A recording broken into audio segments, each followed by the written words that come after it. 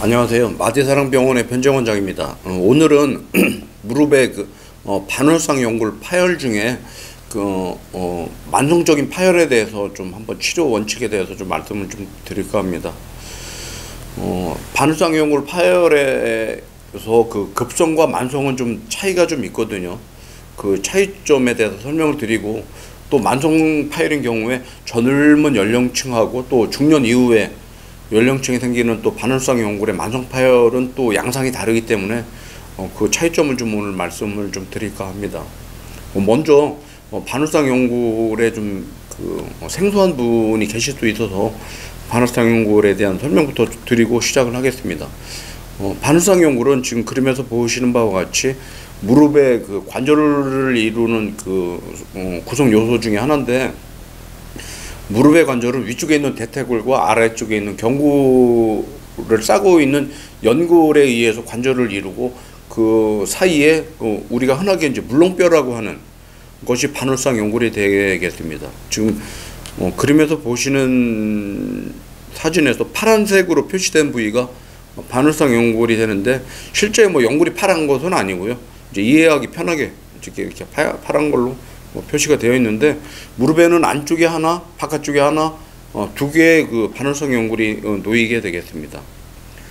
반월상 연골은 지금 그림에서 이제 그 기능을 설명하기 위한 그림인데, 반월상 연골은 무릎에서 두 가지 기능을 합니다. 첫째는 사실 대퇴골과 경골은 뼈가 이렇게 모양이 같지 않습니다. 그렇기 때문에 이제 관절을 이루게 되면 위아래 뼈가 그 간격이 좀 차이가 나는데,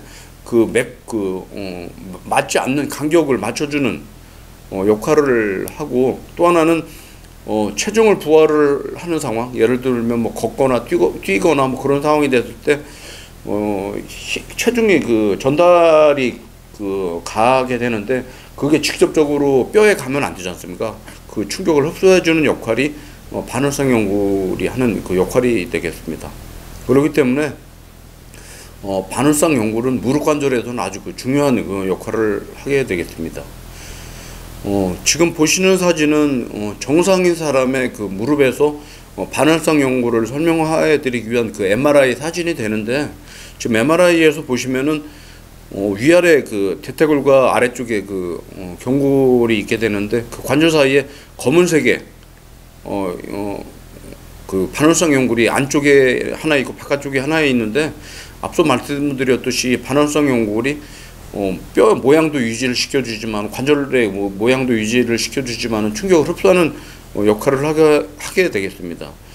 지금은 정상적인 관절의 실제 동영상이 되는데, 앞서 MR상에서 설명드렸던 대로 위쪽에 있는 대퇴골과 아래쪽에 있는 경구를 싸고 있는 연골들이 관절을 이루고, 그 중간에 아주 깨끗하게 반월상 연골이 있게 되는데, 이런 경우가 이제 정상적인 경우가 되겠습니다. 먼저 오늘 드릴 말씀은 반월상 연골의 만성적인 파열이거든요. 근데 만성이라는 의미는 뭐냐면은 파열이 되고 오래 이제 병이 진행이 되는 경우인데, 환자인 경우에 만성적인 파열을 인지를 못하는 경우도 있을 수도 있고, 아팠지만은 제대로 치료나 진단을 안 해서 만성적인 경우로 가는 경우가 있는데, 이런 경우에는 지금 그림에서 보시는 바와 같이 이제 MR 사진과 실제 관절경 사진이 되는데, MR에서 보시면은 무릎 안쪽에 이게 연골이 바깥쪽으로 밀려나간 걸 볼 수가 있지 않습니까? 이렇게 되게 되면은 반월상 연골도 파열이 돼서 그걸로 인한 증상도 있겠지만은, 연골의 기능이 없어지게 되기 때문에 위아래 뼈를 싸고 있는 연골에 손상이 오면서 관절염이 같이 오는 그런 문제가 반월상 연골 파열의 만성적인 소견이 되겠습니다.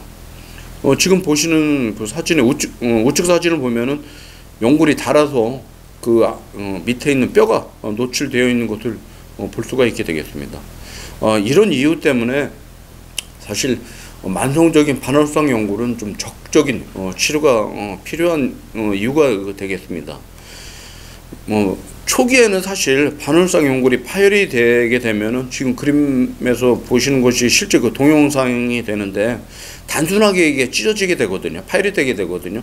이런 경우에는 이제 좀 다듬어 내거나, 아니면 이제 좀 더 이제 파열의 양상이 좀 심한 경우에는 간단하게 봉합을 하게 되면은 기능을 할 수가 있게 되는데, 이것이 만성적으로 가게 되면은 지금 영상에서 보시는 바와 같이 연골도 상당히 너덜거리고 봉합도 힘들 수도 있고 2차적으로 관절에까지 무리가 갈 수 있는 그런 상황이 되는데, 이런 상황이 이제 오래 진행이 되게 되면은 지금 그림에서 보시는 바와 같이 정상적으로 관절과 관절 사이의 간격이 유지가 돼야 되는데 좁아져 있지 않습니까? 우측 사진을 보면은 이렇게 되면은 이제 관절염으로 진행이 돼서 궁극에는 이런 경우에는 인공관절 수술까지 가야 되는 경우가 있기 때문에 만성적인 반월상 연골의 파열은 적극적인 치료가 필요하다고 말씀드리는 이유가 되겠습니다.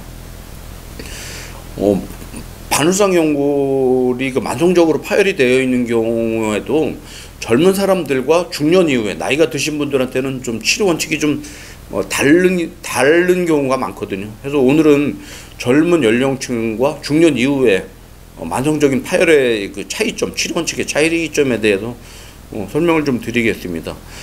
젊은 연령층, 예를 들면 한 20대에서 한 30대까지 젊은 연령층이라고 보게 되면은, 이런 연령층에서는 설령 반월상 연골의 파열이 만성적이라고 하더라도 실제적으로 그 관절까지는 손상이 가는 경우는 많지는 않거든요. 지금 보시는 영상에서도 반월상 연골은 파열이 오래전부터 돼서 상당히 너덜거리는 걸 볼 수 있지만, 위아래 그 뼈를 싸고 있는 연골들은 깨끗한 걸 볼 수가 있거든요. 그렇기 때문에 젊은 연령층의 만성적인 반월상 연골 파열은 대부분 너덜거리는 걸 다듬어내고 이렇게 봉합을 하게 되면은 정상에 가까운 기능으로 회복이 되는 경우가 대부분입니다. 지금 보시는 영상이 젊은 연령층에서 만성적인 반월상 연골 파열에 대해서 연골을 좀 다듬어내고 봉합을 한 실제 그 동영상이 되겠습니다. 이렇게 수술을 해놓게 되면은 사실 크게 무리는 없이 잘 쓰고 있습니다. 이제 문제는 중년 이후라면 한 40대 중반부터 50대 60대 초반까지를 우리가 이제 중년으로 볼 수가 있는데, 중년 이후에 생기는 반월상 연골인 경우에는, 만성적인 경우에는 젊은 연령층과는 좀 다르게 연골도 좀 너덜거리게 손상이 오지만 연골의 기능도 노화와 관련돼서 이제 기능 소실이 오기 때문에 연골이 관절 바깥으로 밀려 나가는 경우가 꽤 많습니다. 이렇게 되면 이제 2차적으로 어떤 문제가 오냐면은, 단순하게 반월상 연골만 파열이 오는 것이 아니고 지금 보시는 영상이 반월상 연골의 그 파열이 온 그 중년 분의 그 동영상이 되는데, 연골도 너덜거리지만 좀 관절도 손상이 오게 될 수밖에 없거든요. 지금 보시는 영상은 같은 그 분의 실제 대퇴골 쪽에 와 있는 관절 연골 손상이 오는 그런 사진인데, 대퇴골을 싸고 있는 연골이 상당히 너덜거리는 걸 동영상에서 보실 수가 있게 되겠죠. 이제 두 번째 영상은 같은 환자의 경골촉인데, 경골촉에서도 관절의 연골이 손상이 와서 상당히 너덜거리게 연골을 싸고 있는 뼈를 싸고 있는 연골이 이게 막 이렇게 너덜거리게 손상이 되어 있게 되는데, 잠깐 스캐너그램이라는 사진을 보면서 좀 설명을 해 드려야 되는 것이요. 중년 이후에 발생이 되는 반월상 연골 파열에는 무릎 안쪽에 특히 내측 관절염이 동반이 되는 경우가 있습니다. 이제 이런 경우는 우리가 이제 내반슬 변형이 오게 되는데, 내반슬이라는 것은 어떤 거냐면은 흔히 우리가 옷자다리라고 하지 않습니까?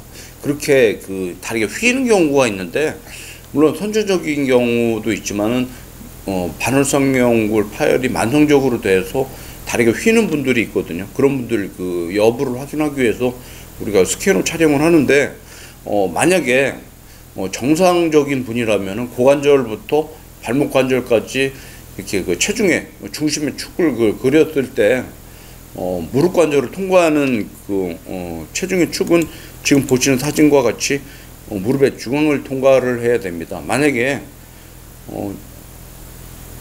내측 관절에 관절염이 좀 있다면은 지금 보시는 사진과 같이 한쪽 다리는 체중의 축이 무릎의 중앙에 좀 가까이 있지만은 반대쪽인 무릎에 이쪽 환자분 보시면 마주 보는 사진에서 오른쪽에 보시면은 체중의 축이 안쪽으로 좀 쏠려 있지 않습니까? 이런 경우에는 젊은 사람들한테 시행하는 그 관절경 수술만 가지고는 좀 힘듭니다. 그 이유는 뭐냐면은 이미 그 체중의 축이 변화해 있기 때문에 내 무릎 안쪽으로 많은 그 과한 그 부하가 걸리게 되거든요.